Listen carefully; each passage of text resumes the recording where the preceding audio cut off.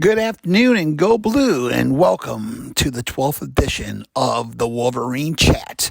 I'm just getting ready to head out to Glendale to watch the game. Thrilled, excited to see it. Didn't get to go last year. It might have been a good thing. You spent all that money, and to be basically done in the first quarter like they were last year was rather disappointing. I know my brother went out there and to the Orange Bowl, although he lives out there, so it was a little easier for him. But we all know what happened to Georgia. And this year, if Michigan gets Georgia again, I can pretty much guarantee it's going to be a different outcome. Not guaranteeing a win, but I'm telling you it's going to be a close game one way or the other. So what we're doing today is going into analytics. We hear that term a lot. All it is statistics. Does it tell a big part of the game? Absolutely. Does it tell you that this team who has better stats is going to win? No. You have to go out and win. There's so many things go into it. Who they're playing. You can run up rushing yards, passing yards. Are they playing a good rush defense? Are they playing a good rush offense? All that goes into it. So it really, unless you're playing the same team every week, which in the Big Ten kind of sort of, but when it comes to nationally, TCU and Michigan, it's polar opposite. So what we're going to do is go into five of the biggest, what I think the biggest categories are. We're going to go Michigan's offense versus TCU's defense when it comes to rushing, when it comes to passing, and overall. Same thing with TCU's offense. Rushing, passing, overall. Then we're going to look at red zone defense and offense. Total scoring. We're not going to break it down by touchdowns or field goals. I know that's very important, but I did not touch in those subjects. Just how often you score and how often you don't score. Third down conversions, and then turnover ratio. So, and then we're going to see how many Michigan advantage, how many TCU advantage, and how many advantage were even. Then at the end of the podcast, we're going to talk about the margin of victory and some of the schools they played and that type of thing. So let's get started here.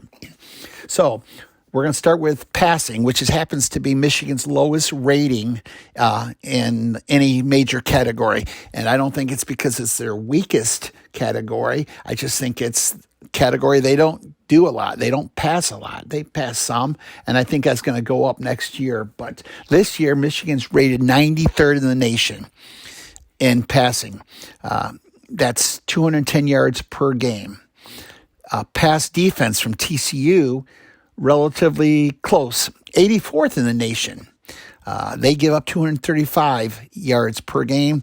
So we're going to call this a draw when it comes to Michigan's pass offense and TCU's pass defense. And again, I am not trying to tell you when I say draw or Michigan's got the advantage that means we're better. These are just stats. Rush offense. Michigan is number 5 in the nation. They rush for 243 yards per game. Overall, 5.64 yards per carry. TCU rush defense, 67 in the nation. They give up 149 yards per game and 3.8 yards per carry. Side note, I think this is going to be why Michigan wins right there, this stat. Like I said, most stats don't necessarily tell the game. This stat will tell you the game, in my opinion. So clearly Michigan's got the advantage when it comes to rush offense versus rush defense.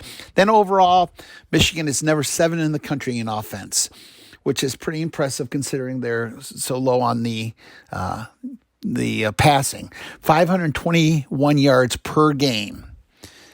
Now, they score 40.1 points per game, where TCU is number 57 in the nation, allows 325 yards per game, 25 points per game. So that's another advantage, Michigan. Now we're going to move to TCU's offense. When it comes to TCU's passing offense, they're 25th in the nation, 273 yards per game. Michigan's pass defense is 23rd in the nation, very close. They give up 191 yards per game, and so that's number 23 versus 25. You got to call that a draw. rush offense, I think TCU is underrated in the rushing game. They are 25th in the nation. They average 200 yards per game and 5.23 rushing yards per attempt. Michigan's defense, number 3 in the nation. 85 yards per game and 3.8 yards per game. This is closer than a lot of people would think, but I got to give Michigan the advantage. They are just an elite rushing defense. TCU is a good rushing offense. Again, advantage Michigan. Let's go to the red zone. Again, this is just scoring, not breaking down field goals and touchdowns. Michigan scoring in the red zone, they score 93.8% of the time. They are the number 5th team in the nation. Michigan scoring. This is a little confusing. Hold on. Okay. TCU scoring offense is 79 in the nation. They score 81% of the game, 81.8. So that's got to be, advantage Michigan. When it comes to red zone defense, Michigan is number 31 in the nation. That means teams score 77% of the time.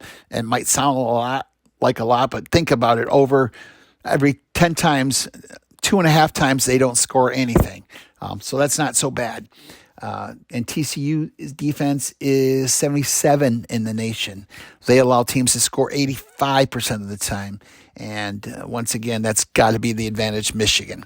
When it comes to third down conversions, Michigan convert 32% of the time. That's good enough for number 20 in the nation. TCU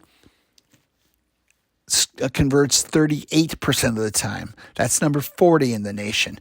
Not a huge difference, but big enough to give Michigan the advantage. That's a 6% difference. So I'm going to give Michigan the advantage in third down conversion. Turnover ratio. Michigan turns it over or has a +8 in turnover ratio. What that means is they have 10 more takeaways than they do giveaways. That's good enough for number 21 in the nation. TCU, very close. They're number 19 in the nation, and they got a +9. So very, very good, very, very close. No real advantage to either team in that, so we'll call that a draw. So we're done with that. So what does that leave us overall? When it comes to Michigan and offense, we have the overall advantage in offense. We have the rushing advantage. And when it comes to passing, our offense, their defense, it's a draw. Remember, I'm not saying our pass offense versus their pass offense. I'm saying our pass offense versus their pass defense. And that's where it's a draw. When it comes to TCU on offense, when it comes to overall, I call this a draw. Very, very close. When it comes to rushing offense, TCU's offense versus Michigan's defense, I'm giving Michigan the advantage. It's a little closer than I'd like. I think TCU has a good rush defense, but Michigan's got the advantage there. Again, they are an elite. I don't want to say it too much, but I just need to let you know they are an elite rush defense. TCU is a good rush offense. And then when it comes to passing, TCU's offense compared to Michigan's defense and passing, I'm going to call that even, very close. Red zone, Michigan has the advantage both in scoring and in red zone defense. Third down conversion, once again, Michigan got the advantage. And when it comes to turnover, we call it a draw. So of the 10 categories, Michigan is advantage in 7 of them. And TCU has the advantage in none of them. But there were 3 draws. And again, that's not my opinion. That's just stats talking. I guess in a way, I'm giving my opinion if Michigan is rated 2nd or 5th in the nation and TCU is 70th, I'm going to give the opinion that 5th is better than 70th. So not really, a total brainer, but that's how I'm coming up with these numbers. Now, let's look at, we're done with that, but I want to just talk a little bit about how they got here, how each team got here. Michigan got here from a total different way than TCU. Michigan's margin of victory, 26.7. One of the I think it's number 1 or 2 in the nation as far as margin of victory. They just dominated week in and week out. Sure, they played some weaker teams in the beginning of the season, but they did what they needed to do. They scored over 50 points in each game against Texas or against Colorado State, Hawaii, and UConn. So if you play a weaker team, you better give them a beatdown, and they did. But the rest of the season, the only real close game was that Michigan-Illinois, which we know there was a lot of injuries. They won 19-17 thanks to Money Moody at the end of the game. But let's face it, Mike Morris didn't play. Shoemaker didn't play. Donovan Edwards didn't play. Blake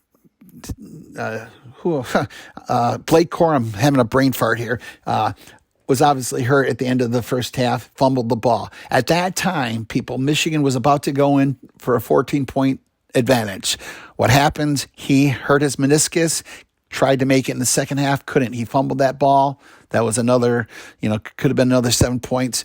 I'm not making excuses, but Jim clearly held back some of the players who were injured for the Ohio State game. I think he thought we were good enough to beat Ohio or beat Illinois without those guys.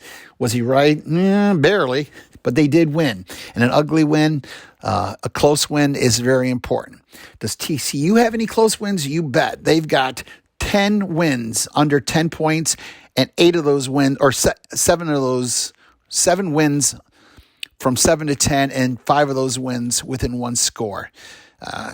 They got here totally opposite. Look at these scores. They beat TCU. TCU beat SMU 42-34. That was in the beginning of the season, early. TCU beat Kansas 38-31. They beat Oklahoma State 43-40. They beat Kansas State 38-28. They scored at the end there to actually open that up. TCU beat West Virginia by 10 points also, 41-31. They beat Texas Tech 34-28, and they beat Texas 17-10. So a lot of close games. What does that mean? It means they know how to win, so it's not necessarily a bad thing. However, when you're continually just getting by these teams, it also means you're not maybe a dominant team. So we'll see what happens. But it is crucial that Michigan does not have this go down to the end. With their quarterback, you've seen him in the championship, how he moved that team. And TCU should have won at the end. I think they got robbed twice in the championship game. But it is what it is. They did have a couple big victories. They beat Iowa State 62-10, and they beat Tarleton State, whoever Tarleton State is, 69-17. Colorado 38-13. So those are their bigger wins. Now, you take away those 3 wins, big wins, their average margin of victory is around 7 points, 6.5 points. So, we'll see what happens. It's an exciting team that knows how to win, but I don't know if I could handle these games. It's kind of like the Minnesota Vikings. They just win, but barely. And you just have an idea that Michigan should win this game. And I think they will win this game. They're up, I think, a 7.5 favorite. So we'll see what happens. But it's fun looking at numbers and trying to figure out, looking at the statistics. Clearly, Michigan statistically is a better team. I think they're a better team on the field. I think coaching, I think TCU's got a great coach. They're similar in that these players love their coach. And I got to give the advantage to Michigan again and Jim Harbaugh, especially in the second half, how they come out and make those advantages and switch things around and adjustments. And it just seems every single game Michigan comes back in the second half and dominates. I'd like to see them get off to a little better start here against TCU, but you know what? Just win. Just win and go to that championship game.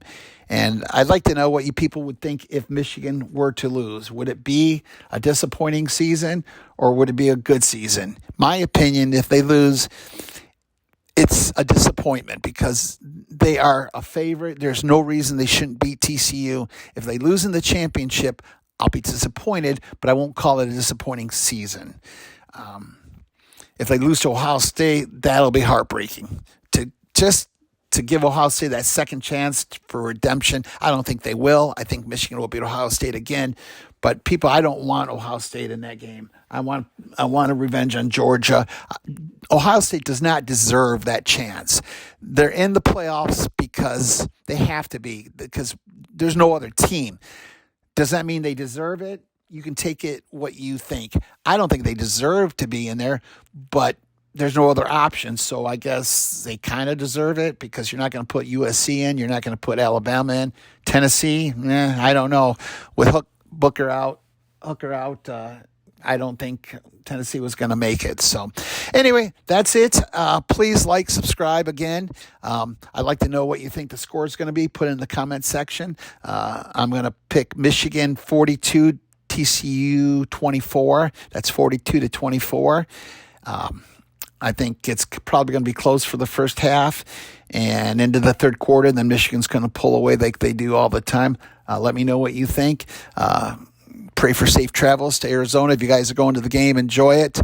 We look forward to it, and we'll be back. I'll probably have a couple more shows between now and the ball game. Go Blue, God bless, and have a great day.